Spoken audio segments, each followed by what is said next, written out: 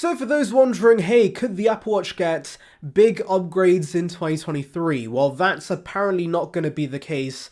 However, in 2024, we could see micro-LED and bigger displays for the Apple Watch Ultra, so let's delve into it. So this comes from Jeff Poo, who's not a very credible source. However, Russ Young has corroborated with this leak, and he's a very, very credible source.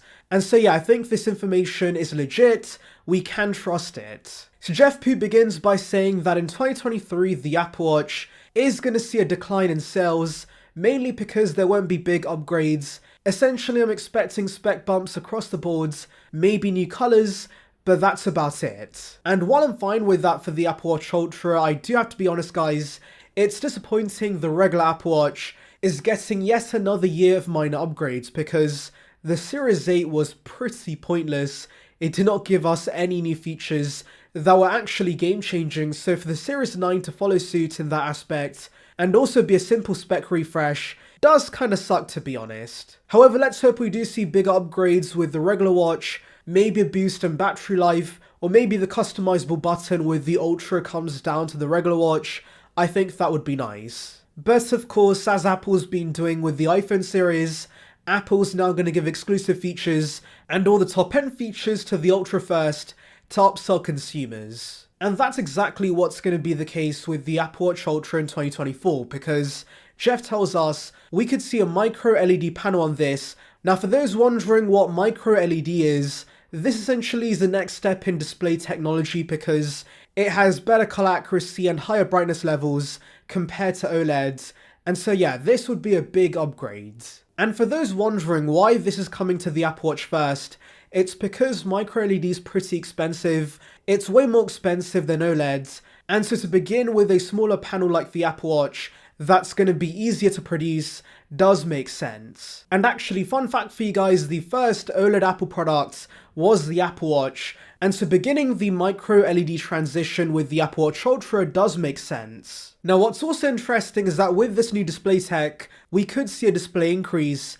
It could now be 2.1 inches, up from 1.93 inches, and this by the way does not mean we're going to see bigger Apple Watch Ultras in the future because Apple could simply reduce the bezel size. The bezel on the Ultra is actually larger than the Series 8, and so yes, I'm sure there's going to be a bezel reduction. So yeah, pretty nice changes, and actually I would not be surprised if there's no 2023 Apple Watch Ultra and instead wait till 2024 to give it the new display. Anyways, let's delve into your questions. So Brian says, Apple and cheap should never be in the same sentence, and no matter what, there's no compromising when it comes to Apple products. No matter which one you get, it's great. Now I too have to disagree with that because first of all, Apple does make cheap products. Take for example the iPhone SE, the iPads, those are cheaper versions of their flagship products. But also heck yeah, Apple's compromising on those lower end products.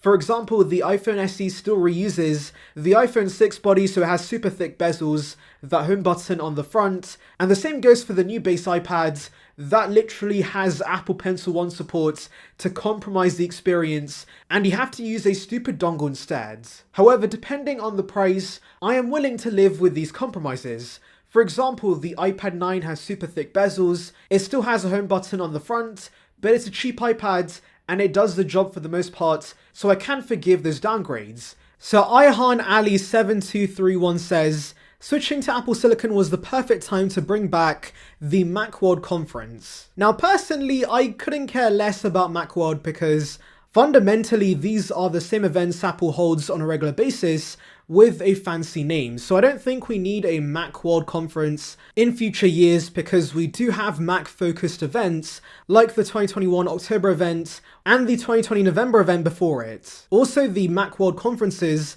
were organized by Macworld the magazine, so I'm sure that Apple would rather have events they organize with full control on what they do. So at Airsoft Bros says, all I have to say is good luck to Apple, the new Intel chips are beasts. M2 single-core performance is not even close to the new Intel CPUs. I'm really hoping the Mac Pro comes with 3nm and Apple clocks it higher. So Dan actually, as a reply, makes a very good point. The M2 uses a max of what?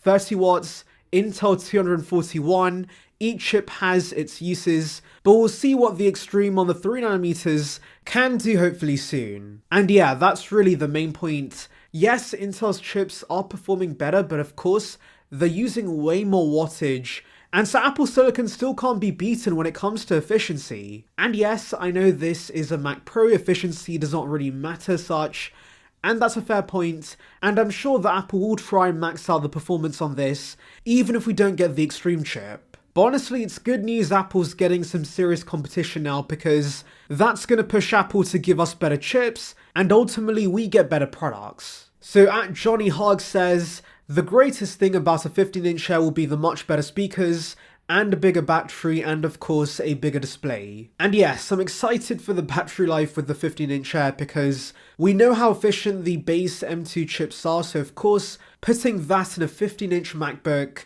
with a massive battery inside should give this ridiculous endurance. And I believe the 16-inch right now has 21 hours of battery life with the M2 Pro and the M2 Max. So now imagine a similar sized MacBook with the base M2 chip that could maybe give us 25 hours of battery life, or something a little below that. Either way, that should be amazing battery life. And yeah, I'm also looking forward to the better speakers. The speakers with the 13-inch already are pretty good, but now again with the larger size, the audio quality should be amazing. So William says, I think Apple's naming scheme for their M series chips are really rubbish to be honest.